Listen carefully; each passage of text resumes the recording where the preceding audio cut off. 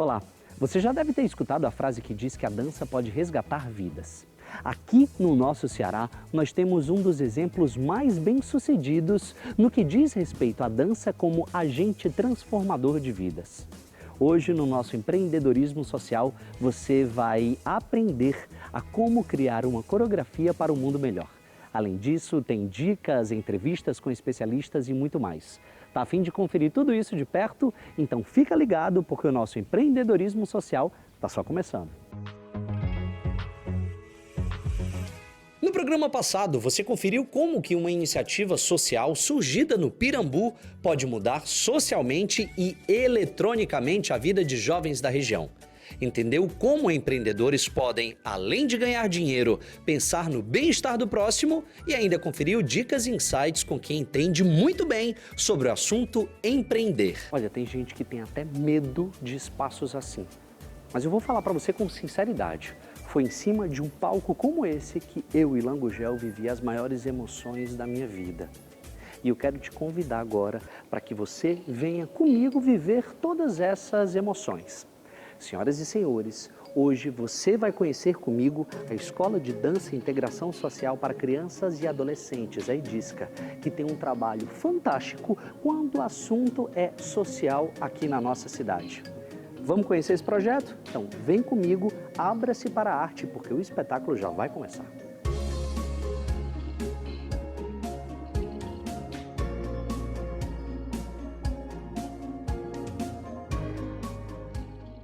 Eu lembro, quando eu era criança, eu escutei a primeira vez essa palavra EDISCA, Escola de Dança e Integração Social para Crianças e Adolescentes. Na época eu fazia teatro e eu lembro de ter visto nas TVs do nosso grupo, que para mim foram quase que como um soco no estômago de um espetáculo chamado Janguruçu, que mostrava a realidade de crianças e adolescentes daquele lugar. Eu tenho a honra de entrevistar mais uma vez ela, que para mim serve de inspiração e que foi a grande realizadora, cabeça pensante, coreógrafa, produtora, mantenedora de tudo da EDISCA, daquele espetáculo, Dora Andrade. Gratidão, generosas palavras. Mas, meu amor, eu falo isso assim de todo o coração para você. Lembro de aperrear os meus pais para assistir tudo aquilo ao vivo, lá no Teatro José de Alencar, com aquele anjo caindo, depois com aqueles 3 anjos subindo. Foi a primeira vez que eu vi pessoas literalmente voando no Teatro José de Alencar. Eu achei aquilo cinematográfico. Quero começar por aquele espetáculo. Como é que você teve toda aquela ideia, Dora? Fala pra gente. Eu não sabia que existiam pessoas vivendo daquele jeito. E para mim isso foi a coisa mais chocante. Como que eu não sabia disso? Eu vou levar o Janguruçu até as pessoas. Então essa foi a grande motivação de fazer aquele espetáculo. Era tornar visível o máximo que eu pudesse a realidade de centenas de famílias que viviam numa circunstância abaixo do, sei lá, desumano, sabe? Aquilo ali não é feito para o humano. Que foi assim, então, que ela levou esse grande espetáculo. A gente tem, inclusive, algumas imagens desse espetáculo. Acredito que até a cena dos anjos também, que é essa que você está vendo aí agora. Agora, dando um pulo enorme no tempo, né? Deixando um gap gigantesco. O que falar desse ano, Dora? É o seguinte, em 30 anos eu nunca tive um ano fácil. Todos foram muito, às vezes, severos demais até, sabe? Mal sabia eu, tá entendendo, que iria passar por uma pandemia. Quase todo mundo se envolveu em campanha, do grande ao simples, ao pequeno. Todo mundo apanhou nesse momento, mas todo mundo, para artistas, para os vulneráveis, para empresas, teve algum recurso que deu para as pessoas minimamente e tocando a travessia. As organizações sociais não receberam absolutamente nada. O que essas organizações fizeram nesse momento da pandemia, cara, é de tirar o chapéu. As organizações sociais deram um banho, sabe, de competência, de solidariedade, de velocidade, de alcance, de tudo que você possa imaginar. E é justamente no momento desse que essas organizações, todas, tá entendendo, estão de joelhos. Dora, com todas essas dificuldades, eu quero voltar 30 anos, né, no tempo agora, para quando a Dora decidiu dedicar a sua vida ao outro, se engajar nesse social. Por quê, Dora? Eu não sei, toda vez que me perguntam esse porquê, eu sinceramente acho que tem a ver com a minha mãe. Minha mãe é a mulher mais generosa que eu conheci na vida. Então, minha mãe foi a primeira mulher que dirigiu um asilo de mendicidade. Então, dia de domingo, a gente, não só eu, todos os filhos ia para lá, ela ia trabalhar e a gente ficava fazendo curativo dos idosos, lendo para eles, né? Por que esse trabalho do social? Porque eu andei a pé e fui até o Janguruçu e vi aquilo com meus próprios olhos. É a possibilidade, tá entendendo, de tocar a alma ou a consciência das pessoas, tá entendendo, para o engajamento em qualquer causa. O Janguruçu fala das populações que habitam os grandes lixões das grandes cidades. O Coiguera fala do etnocídio indígena.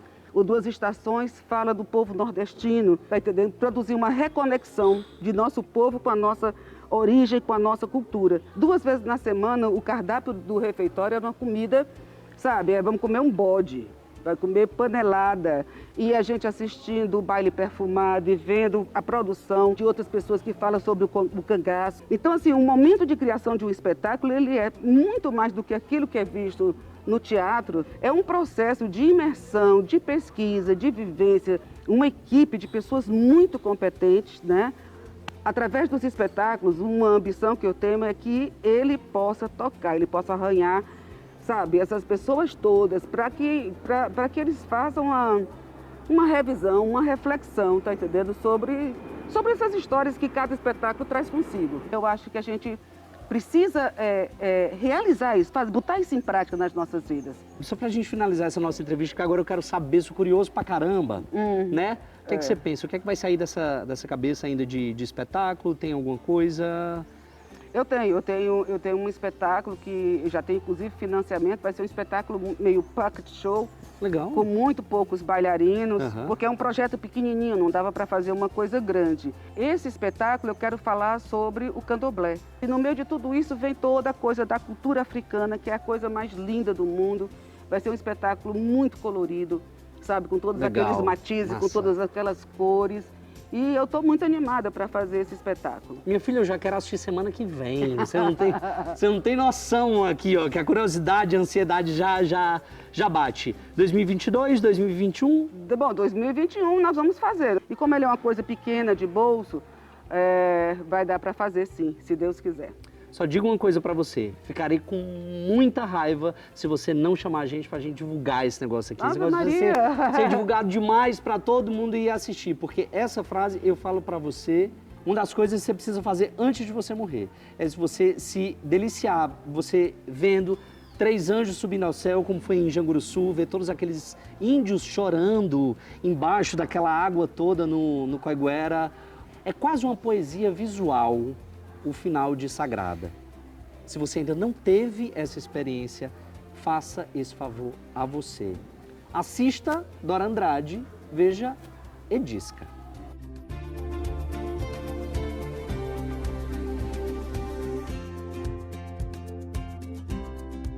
Um palco em que ela já dançou, na verdade ela dança agora, mas ela dança sem ser na hora H.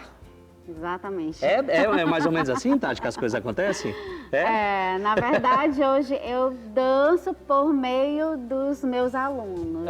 Muito bem. Eu danço através do sonho e da possibilidade de ver cada um no palco, se descobrindo, fazendo com que eles possam se perceber enquanto ser humano, mas também enquanto artista. E vendo aí tantas gerações que passam por aqui, assim como a minha e também outras que passaram pelo corpo de baile. A gente tem uma formação muito significativa, com muita forma de empoderar esses bailarinos, da pessoa se enxergar enquanto um ser de potencial e que você pode ser o que você quiser. Me sinto muito realizada, mas ao mesmo tempo também muito responsável por fazer acontecer e fazer com que essas crianças e as adolescentes grandes possibilidades de estar bem na cidade onde a gente está hoje. Me faz respirar, me faz me perceber enquanto gente. Ou seja, eu acho que o que vocês aprendem aqui não é só, por exemplo, não é só dançar, não é só aqui. É aqui embaixo também. É como se comportar na frente das pessoas, não é isso? Exatamente. Saber valorizar o que te dá vida, o que te dá significado. Então, todos que passam por aqui sabem reconhecer que esse é um espaço de grande diferença para quem faz parte daqui. Ele vai acontecer um dia, Concordo com você. Tati, me fala, Aqui, uma última coisa. O que seria de você sem o social? Será que existia, Tatiane, assim, sem olhar para esse lado? Como eu cheguei muito criança, eu cheguei com 8 anos de idade. Por isso que eu acredito que hoje eu ainda me encontro aqui e junto e fazendo e acontecendo, porque é algo realmente que trouxe transformação. E que eu tenho a missão hoje de devolver isso. Enquanto ela está dando aqui entrevista pra gente, eu tenho certeza que a cabeça dela está na entrega que ela tem que fazer, porque na verdade tem um espetáculo aí, né, para vocês colocarem. A gente, inclusive, nós atrapalhamos aqui um pouco esse ensaio, mas já está na hora de eu liberar você. Muito obrigado pela sua entrevista. Eu obrigado, obrigado mesmo. A gente pode ficar aqui ainda curtindo um pedacinho? Sim. Vamos nessa, né? Vamos trabalhar, meu povo, agora?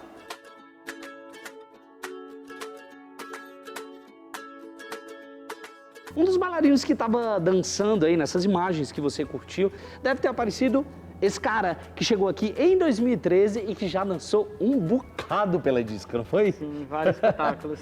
Que massa, que irado. Eu tô aqui com Eli, que vai explicar para mim o seguinte, o que que seria da sua vida sem o social? Você sabe me dizer?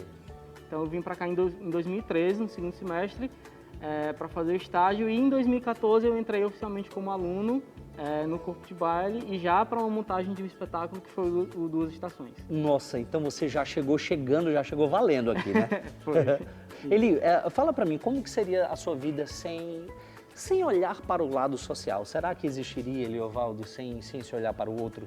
90% da população sonha em ser artista, em estar no palco dançando, cantando, atuando e tem medo de realizar esse sonho, né? E foi através desse social que eu consegui ter coragem, com o apoio da minha mãe também, que me encorajou muito, a correr atrás e tentar realizar meus sonhos, e estou aqui realizando todos eles. Você acha que você pode ser acreditado também como um empreendedor? Porque um grande empreendedor, não sei se você concorda comigo, mas é aquele que diz, eu vou abrir meu negócio de tal coisa, eu vou fazer.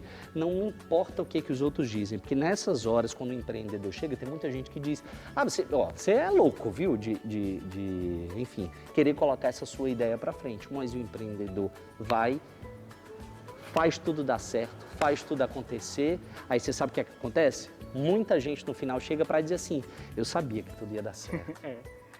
Eu acho que o social encoraja muito as pessoas, né? Principalmente as pessoas que têm as suas possibilidades negadas, né? E aqui não, eu estou sempre atrás de fazer as coisas, de aprender coisas. Então eu considero isso uma forma de empreendedorismo, né? Acho que eu estou empreendendo no meu saber. E é assim, pegando o exemplo desse cara, que você também pode empreender, tá? Seja com dança, seja com teatro, seja no que for. Na verdade, a gente está aqui hoje para te mostrar que a arte pode fazer você pensar diferente. E você, uma vez dentro da arte, criativando ou criando coisas bacanas, você também pode criar tudo isso para o seu negócio. Pense nisso, crie, seja criativo, deixe a arte entrar. Você não vai se arrepender, ou vai? Não, vai não. Vai ver. Nosso empreendedorismo social já vai fazer um pequeno break, mas antes da gente ir para o intervalo, responde para mim, você sabe o que é a Declaração do Milênio?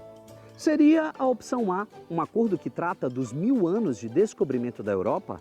Seria a opção B, um pacto internacional pela eliminação da pobreza no mundo? Ou a opção C, um pacto internacional pelo fim da pobreza na África? Se você ainda não ouviu falar nessa declaração, fica frio que depois do intervalo eu já volto com a resposta para você. O empreendedorismo social não pode parar, fica aí, a gente volta já.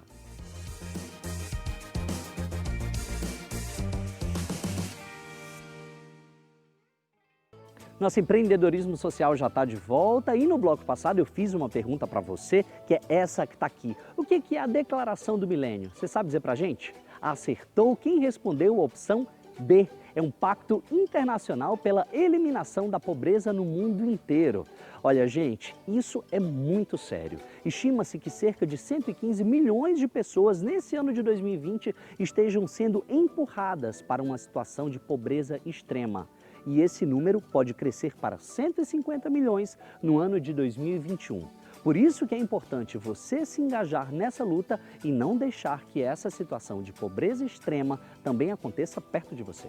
No nosso empreendedorismo social, a gente sempre está conversando com especialistas que têm dicas excelentes quando o assunto é abrir o seu próprio negócio. Por isso a gente volta agora lá para o estúdio para bater aquele papo com eles. Vamos nessa? Você que está assistindo o nosso empreendedorismo social já deve ter percebido que em um momento ou outro a gente está sempre explicando para vocês alguns termos em inglês que são utilizados no mundo dos negócios. O termo que a gente vai utilizar agora e que a gente inclusive vai traduzir para você é Design Thinking. Só que quem vai explicar o que é isso para você não sou eu, é o meu convidado, que é formado em administração pela Universidade Federal do Ceará e em design pelo Centro Dragão do Mar de Design, não é isso? É isso, Ilan. A gente, quando conversa sobre design, quando olha para o olhar que o design faz para desenvolver novos produtos, a gente percebe o potencial que nós temos, né, de construir coisas novas, de usar o pensamento do design para construir essas novas coisas que as pessoas vão usar. O Design Thinking é exatamente esse processo, essa abordagem em que a gente olha para o problema, para o desafio que nós temos pela frente e constrói um processo de resolução desse problema para chegarmos a alguns caminhos para resolver esse desafio proposto. Então são etapas? São etapas, mas existem existem alguns pontos que são muito importantes nessa abordagem. Certo. O primeiro, o Design Thinking, ele olha para as pessoas. Ele não tem como criar coisas novas sem que ele entenda muito sobre o comportamento das pessoas, a maneira como as pessoas elas têm a experiência do uso. Quando a gente usa a abordagem do design, eu na consultoria chamo de design estratégico, porque a gente pode estar ali trazendo alguns outros conceitos, como o design de serviço, que está olhando para a jornada do cliente. A gente pode estar usando para abordagem, para construir fases de um projeto muito direcionadas. A gente, no fundo, está querendo construir olhando para as pessoas. Entendendo que num caminho, num mundo de tantas mudanças, né, a gente está vivendo um dos momentos mais oportunos para pensar de forma estruturada, pensar com estratégia, pensar em etapas. Esse momento é um momento que nos permite usar o Design Thinking. Há um grupo de pensadores, Lan, que já falam que a gente vai deixar de comprar produtos, a gente vai comprar experiências. A gente não vai comprar o carro, a gente vai comprar o que o carro entrega pra gente. Uhum. Então você compra o deslocamento, compra o status de ir para um evento ou para um... Então, seu alimento, hoje, né, nós estamos passando um momento de restrições sociais em que muitos desses empreendedores da área de alimentação, eles ficaram sem saber o que fazer. Se você entrar numa empresa hoje, qualquer que seja, se você for no churrasquinho da praça, se você for no restaurante do shopping, se ao sair desse restaurante ele não perguntar para você como foi o seu serviço, aquele restaurante não tem como melhorar o que ele entrega para você. Será que ele não quer algo diferente? Será que ele não quer algo melhor? Né? Se na sua experiência diária você tiver conversado ali com 30 empresas, 15 empresas durante um dia, em todas as rotinas que você tem, né, de serviço, desde que você acorda com serviço de telefonia, a quando você está chegando em casa com seu serviço de alimentação. Se em nenhum momento desse ele tiver medido a qualidade do que ele entregou para você, essas empresas estão fadadas a saírem do mercado. Todos nós que decidimos empreender, colocar nossas boas ideias em prática para fazer as coisas acontecer, nós temos que entender que nós estamos entrando num ciclo de aprendizado contínuo. É isso que esse monte de app que está nos nossos celulares fazem, né? Toda hora eles estão perguntando, entendendo, eles estão, pelos meus vários hábitos de uso, eles sabem exatamente se eu gosto de dia, gosto de noite, gosto de uma cor, gosto de outra. Então, essa experiência tem que fazer parte da rotina do nosso vendedor de cachorro-quente. E Moisés, todo mundo pode colocar isso dentro do seu negócio? Todo mundo que vai empreender ou que já empreendeu, que já está com o seu negócio. Como que quem está ouvindo a gente começa do zero?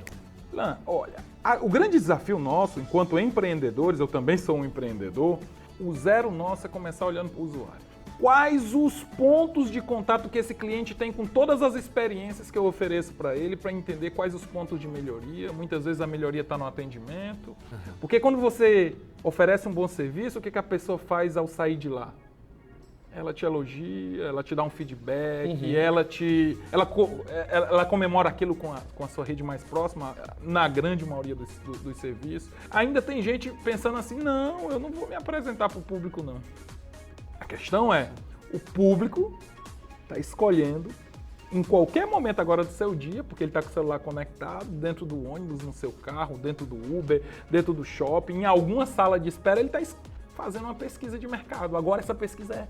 Senhores, ainda que você trabalhe com o apoio desses aplicativos todos, você precisa manter relacionamento com o cliente, porque o fundamento de um negócio é cliente. Se você não tem nem cliente, você não tem negócio. Sim.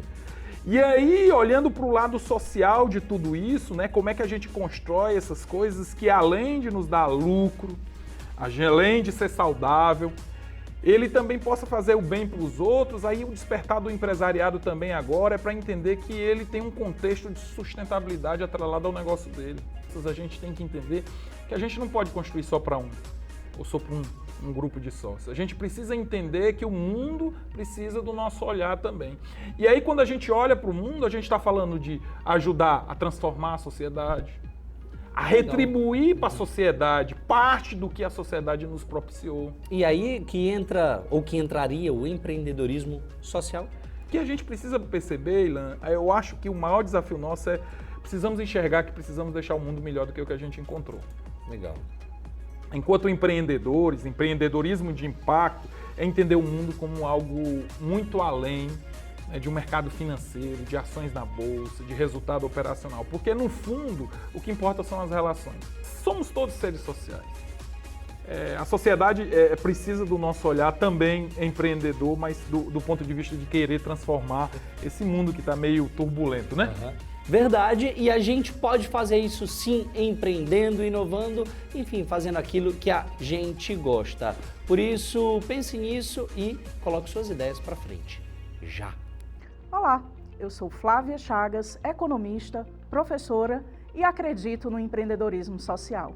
Bom, a experiência que eu tenho, não só como professora, mas também como consultora de mercado, né, junto aos empreendedores aqui no estado do Ceará, o cearense, por si só, ele tem essa disponibilidade, ele tem essa garra, né, do correr atrás, uma facilidade de adaptação.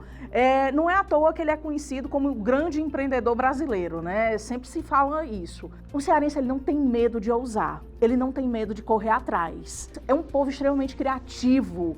Tá? E isso propicia negócios diferentes, negócios que fogem da curva. É claro que a gente ainda precisa ajustar uma série de fatores. A questão da informalidade acaba por atrapalhar várias negociações. Em termos comportamentais, ele é tão aguerrido, ele vai na força e na fé. Com a pandemia, né, a gente percebeu aí uma busca muito intensa pelo empreendedorismo. O instinto é fundamental, mas não pode ser só isso, né? A gente tem que se cercar de ferramentas. Errar a gente vai, tá? Mas a gente precisa minimizar o erro. Você quer colocar um negócio? Planeje.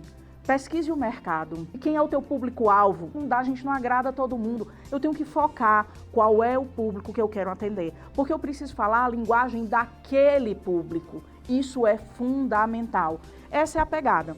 Pesquisa fornecedor, não vai no primeiro que te aparece, negocia preço, vai planejando.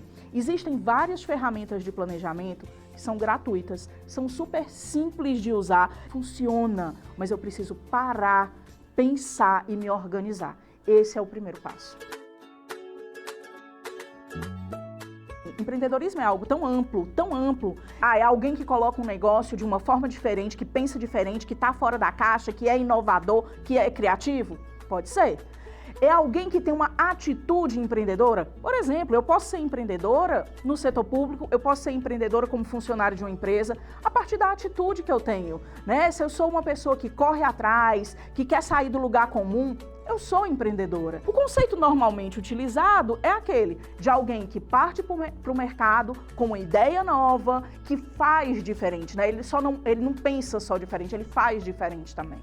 Olá, eu sou Denise Sade, empresária de moda, e a minha dica de empreendedorismo social é você entrar de cara no seu trabalho, de você fazer com responsabilidade, de você chegar junto dos seus funcionários, de você perceber tudo o que acontece na sua empresa, de você ter uma gestão muito forte, muito acirrada. E eu acho que é isso, se você consegue fazer tudo isso, vai ser um sucesso. Infelizmente, tudo que é bom dura pouco e o nosso programa já vai ficando por aqui. A todos vocês que nos assistiram e que nos deram essa excelente audiência, fica então o nosso muito obrigado, gente. Mas olha, antes da gente ir embora por completo, um pequeno recado para você. Não esquece, o nosso encontro são sempre às segundas, quartas e sextas aqui na tela da nossa TV Diário. Eu sou Ilan Gugel e te espero no nosso próximo programa cheio de entrevistas mais do que inspiradoras para você. Não vai perder, te espero aqui. Até lá!